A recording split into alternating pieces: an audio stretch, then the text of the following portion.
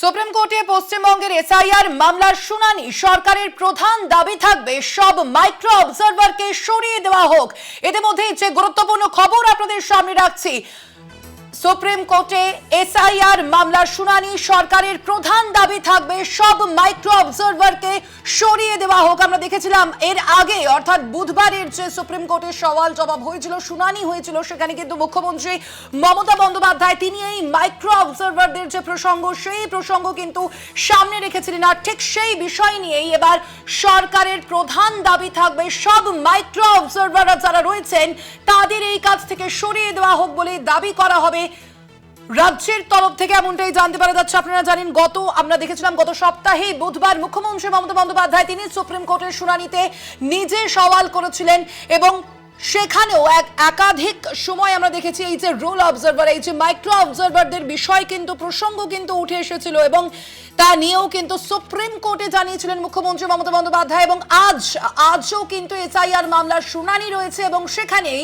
সরকারের যে প্রধান দাবি, সেই দাবি হিসেবে থাকবে সব মাইক্রো অবজারভারকে সরিয়ে দেওয়া হোক বলে দাবি করা হবে রাজ্যের তরফ থেকে, এমনটাই কিন্তু জানতে পারা যাচ্ছে। আজ শুনানি রয়েছে এবং সেই শুনানিতে ভার্চুয়ালি নবান্ন থেকে উপস্থিত থাকতে পারেন মুখ্যমন্ত্রী মমতা বন্দ্যোপাধ্যায় এবং ভার্চুয়ালি আজ সওয়াল করতে পারেন মুখ্যমন্ত্রী মমতা বন্দ্যোপাধ্যায়। আর ঠিক সেই সংক্রান্ত মামলাতেই সরকারের তরফ থেকে যে প্রধান দাবি থাকবে তা হলো সব মাইক্রো অবজারভারকে সরিয়ে দেওয়া হোক বলে দাবি করা হবে রাজ্য সরকারের তরফ থেকে, এমনটাই কিন্তু ইতিমধ্যেই সামনে আসছে। এই মুহূর্তের যে বড় খবরে নজর রেখেছি আমরা, সুপ্রিম কোর্টে পশ্চিমবঙ্গের এসআইআর মামলার শুনানি। আর ঠিক সেই শুনানির ক্ষেত্রেই কিন্তু সরকারের তরফ থেকেই এই দাবি রাখা হবে সব মাইক্রো অবজারভারকে সরিয়ে দেওয়া হোক বলেও কিন্তু দাবি জানানো হবে সরকারের তরফ থেকে, এমনটাই কিন্তু ইতিমধ্যেই জানতে পারা যাচ্ছে। আমরা বিষয়ে কথা বলবো, আপনাদের সঙ্গে এই মুহূর্তে ফোন লাইনে রয়েছেন কলকাতা টিভির ডেপুটি এডিটর মুবিয়া নন্দী। মুবিয়াদি, কি জানা যাচ্ছে বিষয়, ঠিক কি কি দাবি করা হবে সরকারের তরফ থেকে? দেখো স্বর্ণালী, আমরা যেটা জানি যে কিছুক্ষণের মধ্যেই সুপ্রিম কোর্টের শুনানি শুরু হতে চলেছে এবং যেটা সম্ভাবনা রয়েছে যে মমতা বন্দ্যোপাধ্যায় তিনি স্বয়ং ভার্চুয়ালি তিনি সওয়াল করতে পারেন রাজ্য সরকারের তরফ থেকে যে যে বিষয়গুলো আজকে আবেদন করা হবে। আমরা সূত্র মারফত যেটা জানতে পারছি যে সমস্ত মাইক্রো অবজারভার তাদের অপসারণ, কারণ এর আগেই আমরা দেখেছিলাম যে রাজ্য সরকারের তরফ থেকে খুব স্ট্রং ওপিনিয়ন ব্যক্ত করা হয়েছিল এই মাইক্রো অবজারভারদের নিয়ে এবং যেখানে স্বয়ং মুখ্যমন্ত্রী তিনি জ্ঞানেশ কুমারকে তার ষষ্ঠ চিঠিতে মেনশন করেছিলেন যে সংবিধানে এই মাইক্রো অবজারভারদের এভাবে ব্যবহারের কোনো প্রভিশন নেই।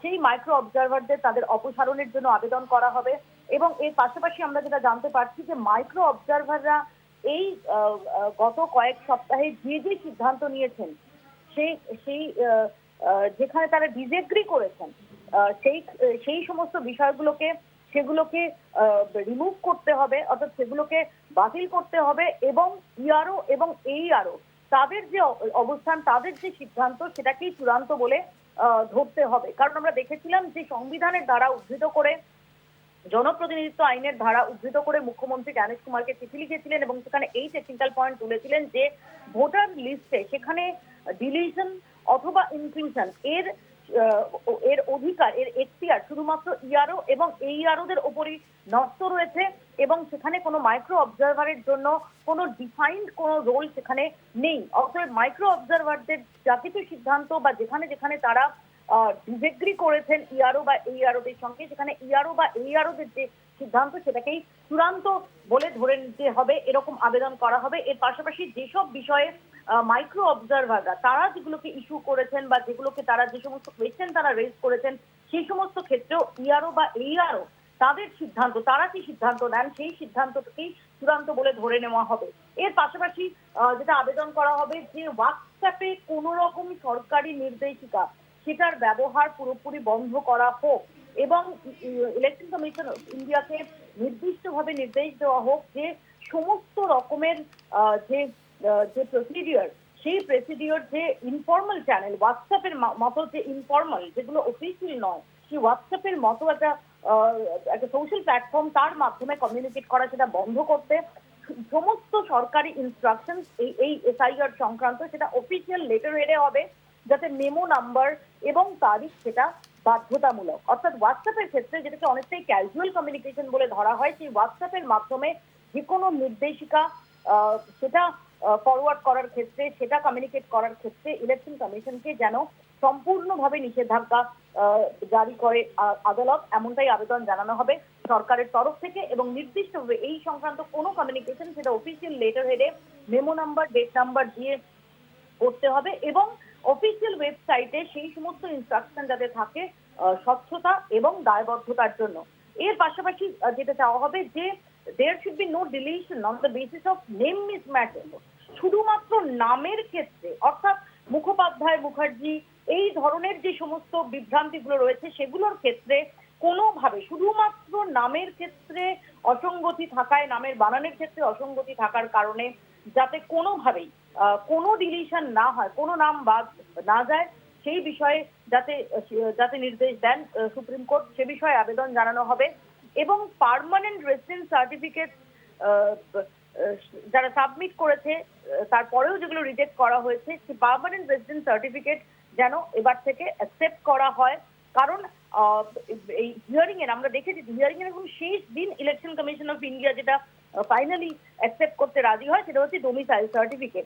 এবং সেই পরিপ্রেক্ষিতে দাঁড়িয়ে আবেদন করা হবে যে তার আগে পর্যন্ত এই পার্মানেন্ট রেসিডেন্স সার্টিফিকেট সাবমিট করা সত্ত্বেও যে সমস্ত নাম বাদ গেছে বা যেগুলো নিয়ে কনফিউশন রয়েছে সেগুলোকে যেন সেগুলো খারিজ করা হয়। অর্থাৎ নাম যাতে বাদ না যায়, যারা পার্মানেন্ট রেসিডেন্স সার্টিফিকেট দেবেন তাদের নাম যেন অ্যাকসেপ্ট করা হয়। এর পাশাপাশি হাউস অ্যালটমেন্ট, যে সরকারি প্রকল্পের আওতায় যে হাউস অ্যালটমেন্ট স্যাংশন লেটার, সেগুলো যেন অ্যাকসেপ্ট করা হয়। এবং যেখানে প্রসঙ্গ তুলে ধরে বলা হয়েছে যে বিহারের ক্ষেত্রে কিন্তু এই হাউস অ্যালটমেন্ট স্যাংশন লেটার সেটা গ্রাহ্য হয়েছিল এবং এগুলো অতিরিক্ত ডকুমেন্ট নয়, এগুলো প্রাইমারি ডকুমেন্ট যেটা প্রমাণ করে যে এই ভোটার তাকে গভর্নমেন্ট স্কিমের আওতায়, সরকারি প্রকল্পের আওতায় তাকে আবাসের সুবিধা দেওয়া হয়েছে। অর্থাৎ এটা কোনো অতিরিক্ত ডকুমেন্ট নয়, এটা প্রাথমিক ডকুমেন্ট হিসেবে এবং সেভাবেই সেটাকে অ্যাকসেপ্ট করে বিহারের তুলনা টেনে বলা হয়েছে যে এই হাউস অ্যালটমেন্ট স্যাংশন লেটার যেন অ্যাকসেপ্ট করা হয় নথি হিসেবে। এই কতকগুলি পয়েন্টে আবেদন করতে চলেছে রাজ্য সরকার, এমনটাই আমরা সূত্র মারফত জানতে পারছি। স্বর্ণালী, ধন্যবাদ তোমায় মৌপিয়াদি। যে বড় খবরের দিকে আমরা নজর রেখেছি, এসআইআর মামলার শুনানি আজ সুপ্রিম কোর্টে এবং সেখানে রাজ্য সরকারের তরফ থেকে কিন্তু একাধিক দাবি থাকবে এবং সেই দাবিগুলোর মধ্যেই কিন্তু মূল যে দাবি রয়েছে তা মাইক্রো অবজারভারদের নিয়ে। আমরা দেখেছিলাম গত সপ্তাহে কিন্তু মমতা বন্দ্যোপাধ্যায় তিনি এ নিয়ে প্রশ্ন তুলেছিলেন, আর এইখানে যে দাবির কথা উল্লেখ করা হচ্ছে সব মাইক্রো অবজারভারকে সরিয়ে দেওয়া হোক বলেই দাবি জানানো হচ্ছে রাজ্য সরকারের তরফ থেকে। একই সঙ্গে হোয়াটসঅ্যাপকে অফিসিয়াল মাধ্যম হিসেবে ব্যবহার করা বন্ধ করা হোক বলে দাবি রাজ্য সরকারের।